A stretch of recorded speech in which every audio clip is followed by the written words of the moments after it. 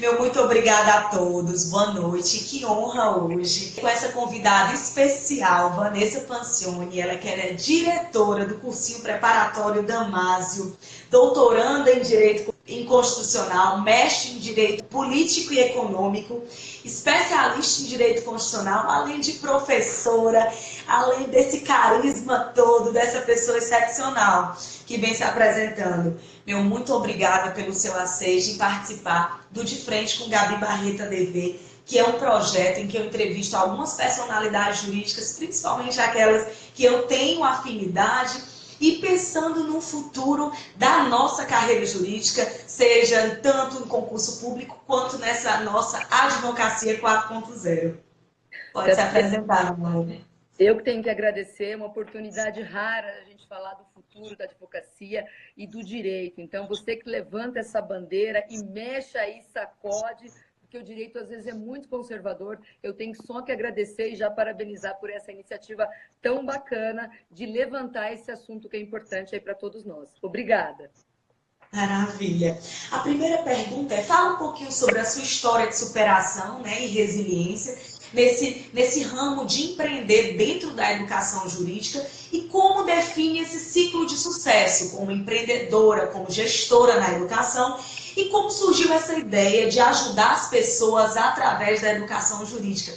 Porque a gente sabe que é arte, né, ajudar pessoas, mas como desenvolveu isso para dentro da educação jurídica? Gabi, eu acho que assim, com tudo, a gente tem que ter um pouco de vocação. E vocação, aqui que é do direito, é muito fácil, né? Que é o chamado. Aonde que é o seu chamado? E o meu chamado, desde sempre, se mostrou como ser professora. Então, desde que eu ingressei na faculdade, eu era monitora, eu amava dar aulas, amava plantar sementes e ficar com os alunos. E logo fui professora, fui assistente, surgiu a oportunidade de eu trabalhar numa corporação com ensino jurídico. E aí, Gabi, eu vi que eu era empreendedora. Eu vi que, na verdade, eu precisava de mudar o modelo acadêmico, de propiciar outras coisas que o direito estava ensinando daquela forma que a gente conheceu do Tício, não é? Do Caio, e eu queria mudar isso. E eu vi que se eu fosse para a gestão, eu teria mais condição, mais chance de mudar e fazer uma diferença ainda maior. Porque eu fui trabalhar numa grande corporação em que o modelo que você propunha podia ser, então, transplantado para várias outras unidades. E aí eu tive essa autonomia, esse desejo tão grande de fazer diferente lá, muito respeitado. Então, a partir daí, eu segui praticamente a carreira executiva e a carreira acadêmica aí ficou só com uma grande paixão que eu trago até hoje, né, dando poucas aulas, poucas palestras, mas hoje inteiramente focada e pensando o modelo jurídico do futuro, tanto para quem quer prestar concurso público, como para aquele que vai entrar na advocacia, porque é o mundo jurídico do qual a gente faz parte, independente de qual posição você está jogando, não é verdade? E quais essas resistências, essa forma, como manter esse equilíbrio emocional dentro do empreendedorismo? Que a gente sabe os ciclos, né? Os altos e baixos disso tudo. O Gabi, para tudo, né? Mesmo quando você é gestora, você vai ter momentos em que, até advogado, né? Um momento que a gente ganha uma Sim. causa, a gente convence o juiz que a gente tem uma ideia que dá certo e que a gente sai vencedora, como se fosse o melhor lugar do mundo. E tem dias que parece que um trator passou em cima da gente, que é um dia que a gente não teve aquele sucesso que a gente estava esperando, não é verdade? Então, com tudo isso, a gente tem que ter sempre essa capacidade de entender e se adaptar que a vida é luta. E que se você quer construir algo que é diferente, naturalmente tem dois desafios. O primeiro é o conservadorismo. A maioria das pessoas prefere manter tudo como está ou imaginar que tudo está bem, sem pensar que no futuro pode ser diferente ou que vem uma alavanche. Então, é uma tendência humana achar que está bom desse jeito. Então, é uma primeira resistência. A outra são os insucessos que naturalmente a gente vai ter. Mas a gente tem que ter a capacidade de entender que esses insucessos são os degraus que vão fazer a gente mais tarde construir a vitória. Eu também, Gabi, imagina quantos nãos eu já recebi e continuo recebendo cada vez que eu quero propor e mudar o modelo acadêmico, seja um modelo que está vigorando com tanto sucesso há tantos anos. E quando a gente faz essa proposta, ou mesmo quando lá no Damásio eu quero propor um produto novo, uma forma nova de ensinar, a grande maioria das pessoas diz o quê para a gente? Mas isso não vai dar certo, ninguém vê valor nisso. Mas ninguém, não vai dar certo, ninguém vê valor porque a gente não mostrou, porque a gente não viu que pode ser diferente. E eu tenho muito medo, sabe, Gabi? E você também é uma mulher que tem esse medo de deixar as coisas como estão e no futuro ter um revés maior e a gente não está preparado para isso. Então, independente de qual seja o caminho, a gente sempre tem que refletir e pensar nesse futuro, né? O direito hoje é a bola da vez, a educação mais do que nunca, né? A gente fez um estudo junto com a Singularity University sobre os futuros da educação, quais são os caminhos.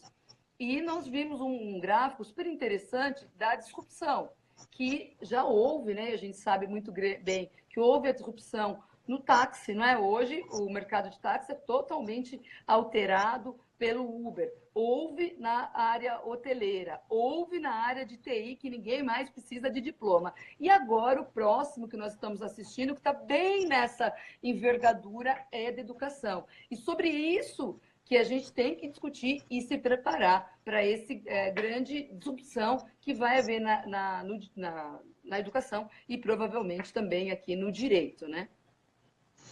O que eu mais vejo é a resistência no nosso país, porque eu já fui em outros estados, peço feedbacks de outras pessoas, é o medo do novo e essa resistência. Quando você está fazendo novo, é difícil até as pessoas abraçarem, né? É, Até ver que dá certo, apostar na ideia e todo mundo replicar. Mas quem está tomando a frente quebra a cara, sofre martelada, mas quando você acredita na sua ideia, é que vale a pena mesmo a gente persistir, né? Me acreditar fala um pouco. e ter essa convicção, né, que está propondo algo que tem valor. E na inovação, né, Gabi? Você sabe também que você, professora, eu vejo as suas aulas, você fala, a gente tem que testar e testar. Então, tem uma ideia nova, faz um piloto, faz uma coisa pequena, mostra para as pessoas, colhe feedback disso. Então, a startup também é feito disso, né? De pequenos pilotos que a gente experimenta e mede. Hoje a gente fala muito em experimentar, né? Isso é muito bom, experimentar. Me fala um pouquinho, sempre à frente das gerações, sobre o empreendedorismo da educação jurídica, os cursinhos online, os eventos presenciais. Eu já fui aluna do Damásio, tanto da especialização de constitucional como de tributário. Já recebi livrinho autografado, coisa boa. E como desenvolveu tantos oceanos azuis, tão poucos desbravados, né, dentro da educação no nosso país, através do Damásio. Então, o Damasco colocou um modelo paradigma, né, 48 anos atrás, 48 anos de existência, mas há uns 15 anos, quando a gente foi aluna, né, Gabi? Eu acho que você é mais nova que eu. Quando eu fui aluna, inventou-se o modelo telepresencial, que era aquele modelo que foi fantástico para todo mundo, porque antes a gente queria fazer cursinho, a gente tinha que vir a São Paulo, né? No presencial, no custo alto. Então, foi a primeira vez que a gente viu a democratização realmente do estudo, né, do ensino com esse modelo tele. Só que hoje a gente percebe que as pessoas, isso é uma tendência, né, Gabi? Elas preferem ter a flexibilidade do online. E como a gente está fazendo aqui, né? Eu estou na minha casa, eu não sei onde você está, mas com certeza está no escritório, então a gente pode fazer, conversar, estudar, aprimorar em qualquer lugar. Então, o que a gente percebe? Que esse modelo do online é um modelo que as pessoas gostam pela comodidade, de não ter que ter transporte, de não ter que ter um lugar físico, não ter um horário pré-determinado. Essas rotinas cada vez mais malucas que as pessoas têm, sempre a gente vai preferir o que é cômodo, né? Como na inovação, a gente prefere o que tem mais comodidade.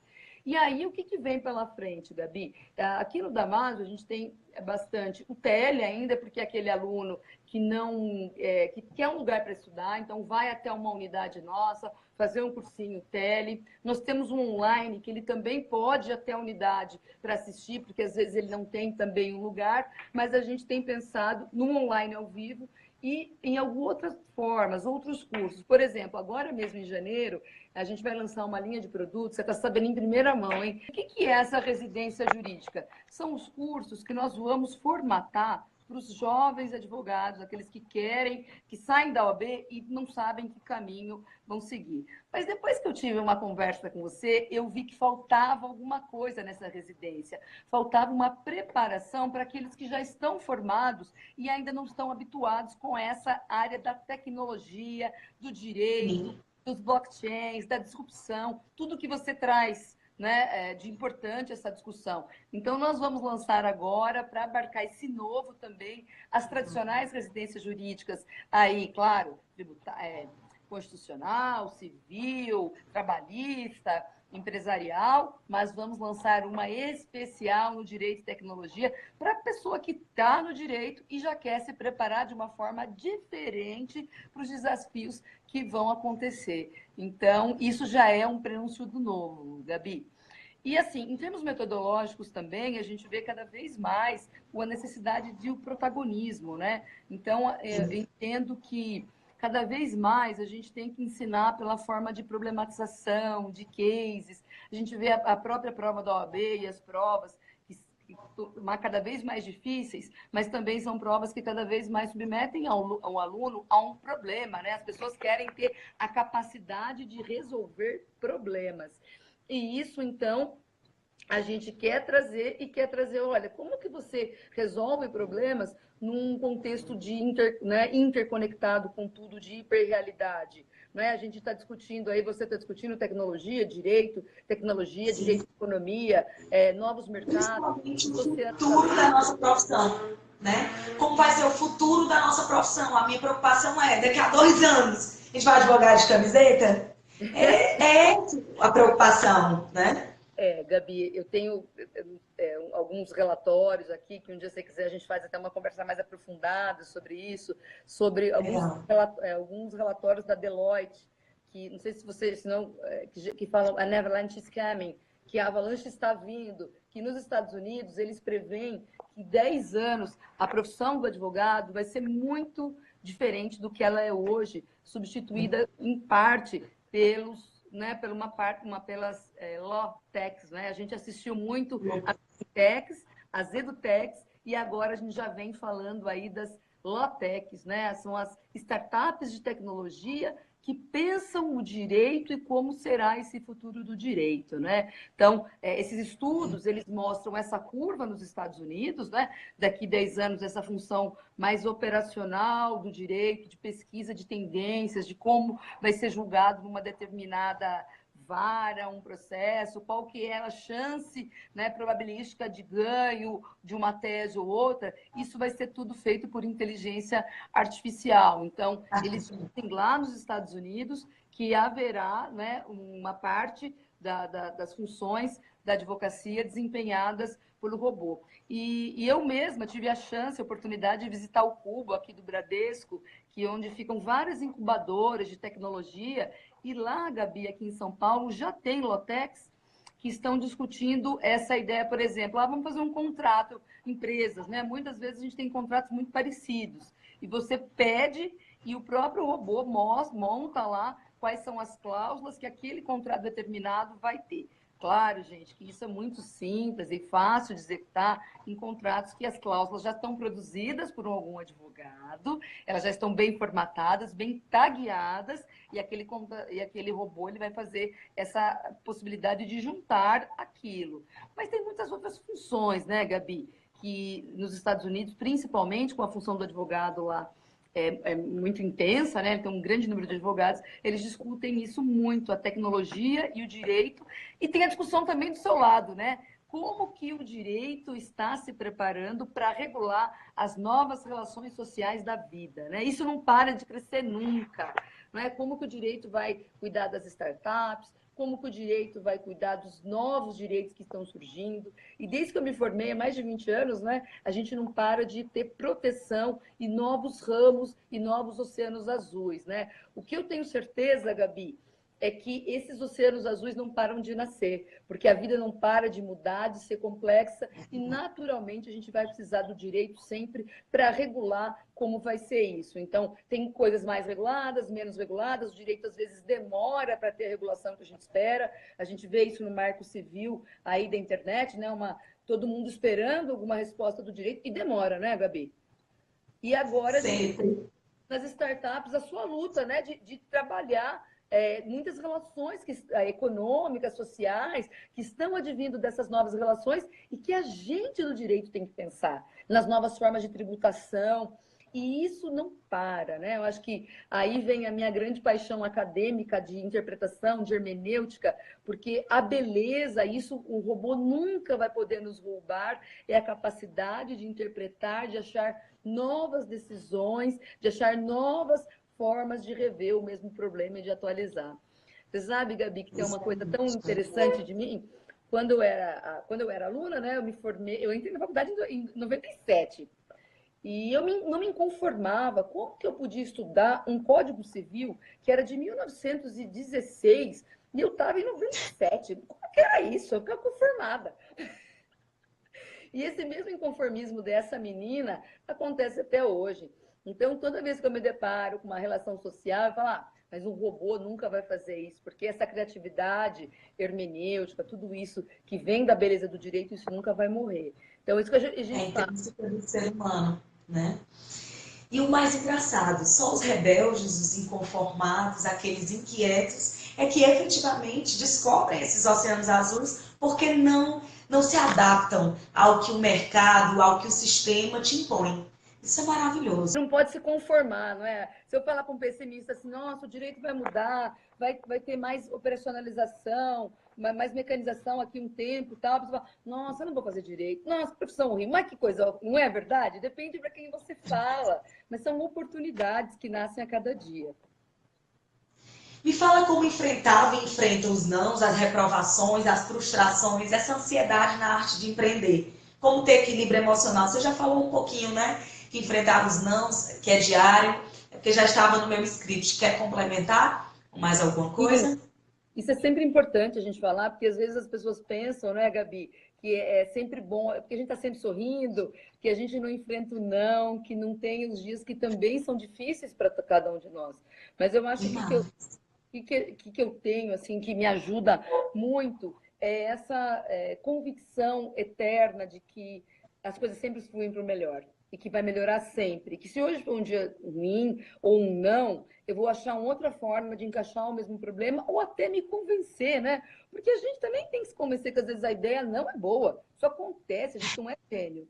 Não é? A gente se convence, Para essa isso tem que ter ideia humildade. exatamente Para essa isso tem que ter ideia humildade. a gente tem que estar sempre aberto e ser flexível. E quando a gente quer ter essa resiliência, a gente tem que respeitar todos os discursos, né? É aprender com todos. Outro dia eu estava falando com a minha equipe sobre a gente abrir céu novo, a gente ter essa capacidade de inovar, de olhar. E eu falei, qualquer pessoa que pode inovar, porque inovar não tem hierarquia. Se eu chegar ali e o porteiro me falar, Vanessa, eu sei o que o aluno quer, olha, eu aprendi, eu vou escutar, porque a gente tem que ter essa flexibilidade eterna, de tanto concordar quando a gente vê que a ideia não é uma ideia tão boa assim, e quanto de remodelar, ir para frente, não desistir, porque a persistência também faz parte de quem quer inovar. Não existem inovadores que não persistam, não existem vencedores que não persistam. Isso é muito importante, ter essa gana e eu vou em frente, e eu vou à luta. Isso aí.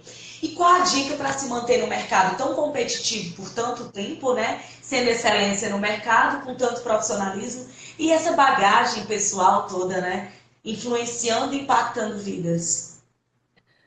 Gabi, eu acho que a ideia é a gente nunca se conformar e nunca achar que está bom onde a gente está, né? Isso eu digo para a instituição, para a pessoa. A gente sempre tem que estar olhando quais são as tendências, o que o novo, o que está se buscando, qual é o futuro. Porque mesmo empresas, carreiras, todo profissional que está à sua frente, ele tem um incômodo, não é? Um incômodo latente. A gente brinca sempre do Steve Jobs, da Amazon, das empresas mais inovadoras, mas a gente tem que pensar assim, eu sempre brinco com o exemplo também da Kodak, né? A Kodak era a maior empresa de filmes do mundo, achou que era a campeã de vendas e não quis se adaptar o novo. Nunca achou que iria acontecer a mudança que aconteceu dos filmes magnéticos e que a pessoa não ia mais imprimir mais nada, e uma indústria, como várias outras, que foram indústrias grandes e pesadas, se acabou, né? Então, a gente tem que aprender muito com esse exemplo da Kodak. Não é porque hoje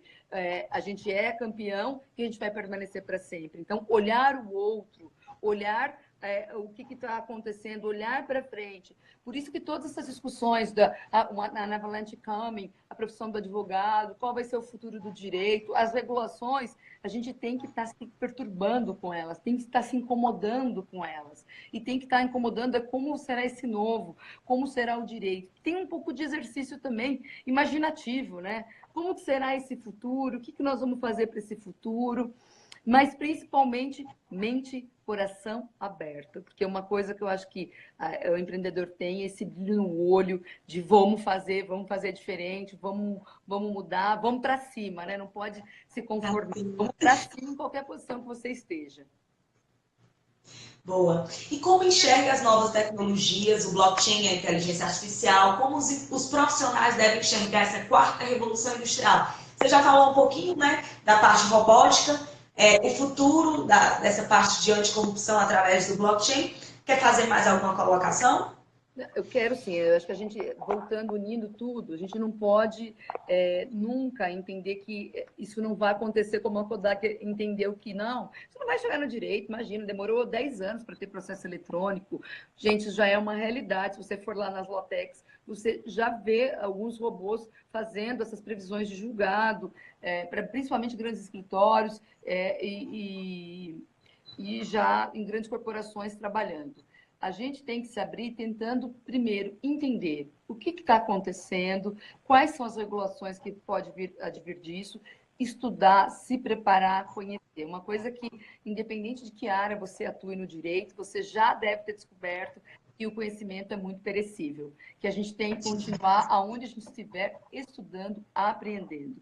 Então, não espere a mudança ocorrer para que você corra atrás e entenda isso. Hoje existem muitas formas da gente manter essa discussão atualizada. E a tendência do mundo e da educação é essa disrupção. E o que quer dizer essa disrupção? Na educação, a gente já percebe que o diploma não é tão importante, que muitas regulações em muitas profissões, não todas, mas é muito mais a competência, o conhecimento que a pessoa tem do que propriamente o que aquele diploma representa. Então, isso é uma disrupção muito grande num mundo tão regulado como o da educação. No direito, não é que nós vamos assistir a volta dos rábulas, os rábulas advogando, mas no exercício imaginativo que a gente faz, a gente percebe a previsibilidade de alguns julgados já vindo por essa forma de estatística. A gente já assiste algumas universidades que têm a jurimetria, né? O que é essa jurimetria? Ela faz toda essa análise estatística os dados todos de julgamentos, a jurística, né, que fala a estatística do direito, a própria arte, né, da tecnologia, a tecnologia tanto como instrumento de mudança do direito, né, como o direito vai se transformar pelo avanço tecnológico dessa quarta revolução industrial, quanto do contrário, como o direito vai regular isso, como o direito vai regular as relações da vida que vão advir dessas novas tecnologias, né? Das startups, vamos supor que a gente tem vamos pôr uma análise inventiva clone, e tem muitas, né, mudanças, né, Gabi? A gente lá na Singularity fala sempre que não vai ser tão importante mais a propriedade, vai ser mais importante o uso no futuro. Então, quais são essas diferenças que vai existir no direito civil? Até eu tenho uma pessoa muito próxima que perguntou para mim, Vanessa, vamos fazer uma monografia de direito civil? Falei, vamos falar sobre uso, porque o uso é a próxima forma de propriedade, de posse do direito civil, que vai fazer, então, diferença. Está antenado, né, Gabi, com essas novas mudanças, para entender também oportunidades, né? Quando a gente está preparado, a gente também vê a oportunidade que os demais não veem. Isso é importante também. Verdade. e acredita que a classe jurídica, tanto advogados como concursados, os concurseiros, os famosos concurseiros, eles estejam preparados para o que vai vir nos próximos anos. É um presente já futuro, ou melhor, é o futuro já presente, refazendo. E como preparar essa futura geração, que é é a geração da praticidade, é a geração de resultado, né? É a velha história que o Eric Fontenelle sempre fala, advogado de camiseta mesmo, aquela coisa de desapego, e principalmente ter uma relação, uma empatia, ou seja com o cliente, ou seja nos bastidores da área pública. E passa a ter o feedback sobre como estimular essa preparação. Tem uma frase que eu gosto muito que fala assim: o mundo mudou e mudou logo na nossa vez. E é exatamente isso, né? Mudou e mudou na nossa vez. Então, é uma pergunta que eu me faço também, né? Estou me preparando para essa nova realidade, estou preparando os alunos do Damásio para essa nova realidade que estão desenhando aí a consultoria Deloitte, muitos estudos das universidades americanas, aqui no Brasil também, né, Gabi? Você traz sempre literatura sobre isso. O que a gente tem falado? Tem falado que cada vez mais vai ser valorizada a capacidade de resolver problemas, né? Então, o que é isso? Não importa o quanto você aprendeu de conteúdo tanto, mas importa o que você vai fazer com isso, porque conhecimento e informação é diferente. Então, aquela minha pergunta lá de menina, como que eu podia estudar o Código Civil e numa mudança atual, é porque a faculdade e eu, durante a vida, a gente aprende a pensar. Então, hoje, mais do que nunca, a gente tem que se apropriar dessas novas formas de ver o mundo e ver o mundo mais aberto. É isso que a gente se prepara. Essa forma também da gente, já no Damásio, oferecer a residência jurídica, já é uma tentativa de falar, olha, esse mundo novo vem vindo. Porque eu não sei, Gabi, eu quero até perguntar para você. Eu não sei, eu acho o mundo do direito um pouco conservador, mas não sei onde eu vivo ou se é generalizado. Aí, para suas bandas, como que é isso aí? Me fala. Eu acho que o pessoal está engatinhando muito. Primeiro, é tudo ainda muito formal, as áreas de atuação são ainda os mesmos dos mesmos, mas essa era jovem já está tendo um pouco mais de discernimento que não dá mais para ser mesmo dos mesmos, né? Então, assim, já estão engateando, já estão entendendo um pouco mais de tecnologia, estão buscando novos horizontes. Até quem trabalha com a educação, os professores que não falarem isso em sala, está fora do mercado. E aqui em Fortaleza, eu falo que é uma competição saudável, que é aquela competição que faz todo mundo sair da sua zona de conforto, né? E essa zona de conforto que te leva para o próximo nível. E que quando um faz, estimula os outros a fazerem, e o que você já está fazendo amanhã já não é mais interessante. É aí que entra a inovação dentro da inovação. Interessante.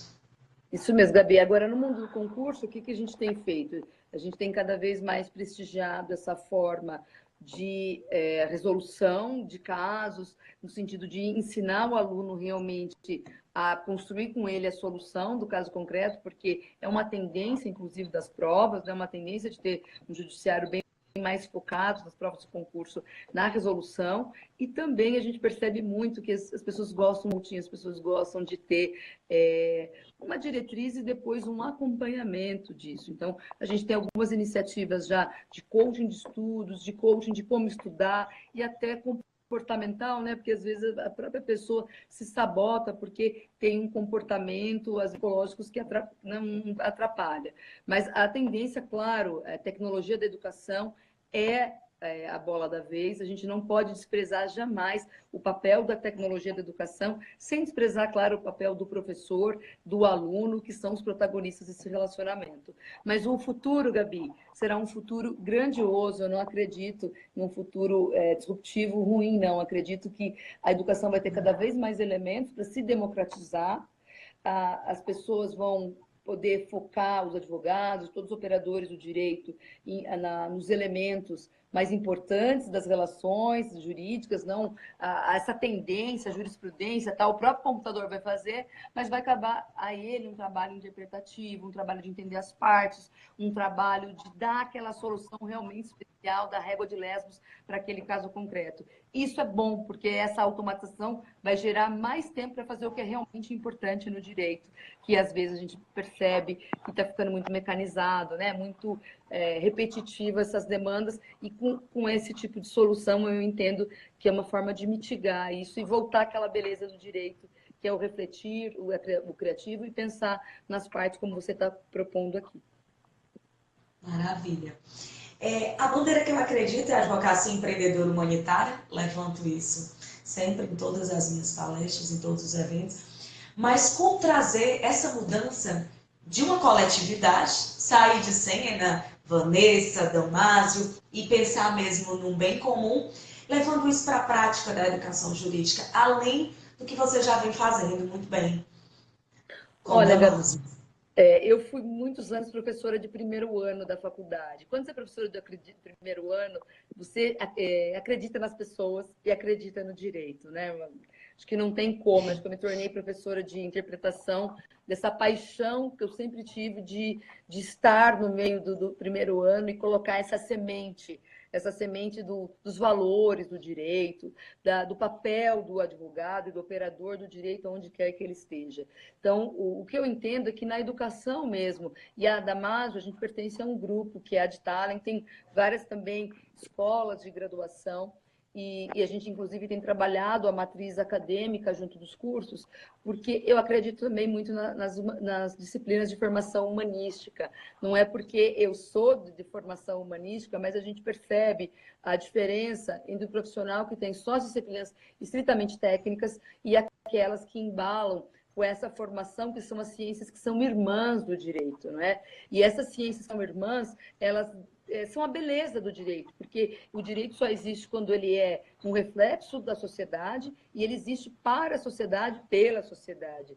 Então, quando a gente estuda, por exemplo, sociologia, filosofia, política, antropologia e mesmo uma teoria geral do direito hermenêutica, a gente reflete tudo isso, né? O que é o direito, para que é o direito? Então, a gente não foge dessas perguntas, plantando nessas pessoas essas sementes de o direito é uma vocação, né? E a vocação é um chamado. Qual é o seu chamado? Eu garanto que se a gente perguntar para todo mundo que fez direito, as pessoas vão dizer qual é o chamado delas. E o chamado, na grande maioria das vezes, na essência da gente, tem a ver com fazer o bem e transformar onde a gente está. Eu acho que quando a gente volta para essa pergunta, é inevitável a gente lembrar do dia que a gente escolheu a faculdade e do dia que a gente jurou, que essa é a nossa essência, né? Desse humanismo. Essa é a essência do direito que a gente nunca pode deixar de esquecer, deixar de lembrar, mesmo com máquina, mesmo com previsibilidade, com geometria, jurídica, tudo isso vem ao lado. O mais importante são as relações sociais e a sociedade que o direito está imerso. Lindo.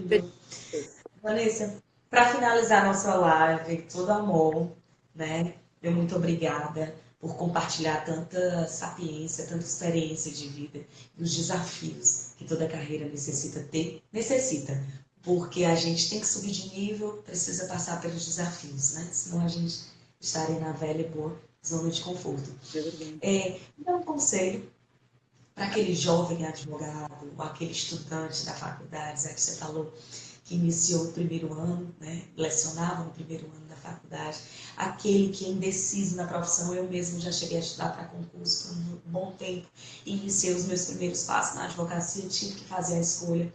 E como fazer essa advocacia diferenciada? Muitos advogados, aqueles frustrados na carreira, que estão exalando raiva da profissão. Qual conselho você, como diretora de um dos maiores cursos do país, cursinhos preparatórios de concurso, outras carreiras também dentro da educação jurídica, me fala o teu conselho para essas pessoas.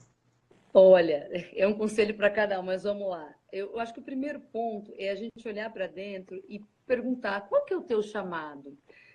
Isso é muito forte, né? Qual é o seu chamado? É o seguinte: você tem inclinação para quê? Eu mesma, Gabi, eu prestei concurso, eu passei, eu tinha 22 anos, mas na CRF e não fui, porque o meu chamado era ser professora, era a coisa que mais me dava prazer.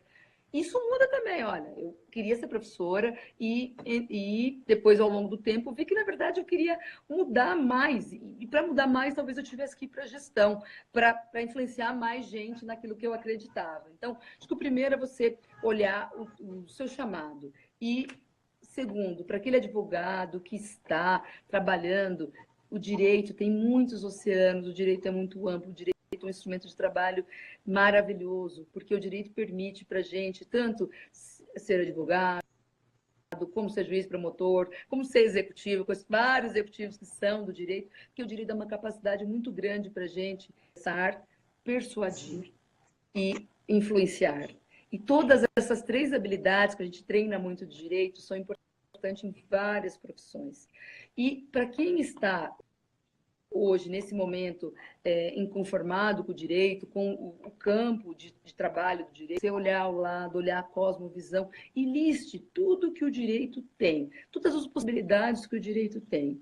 E mais, se prepare para as oportunidades. O se preparar tem sempre a ver com estudar, pesquisar, não estar parado no mesmo lugar.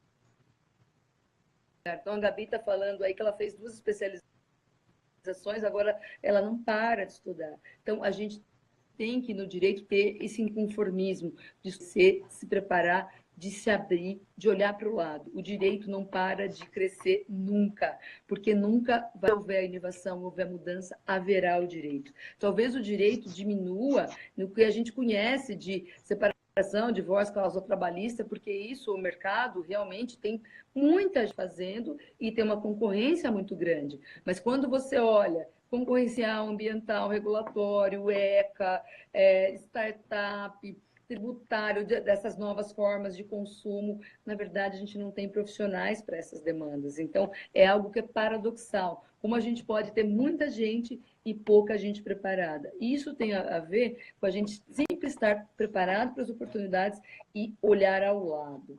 Eu, na minha carreira, recebi um conselho que eu uso sempre, que um executivo disse assim para mim,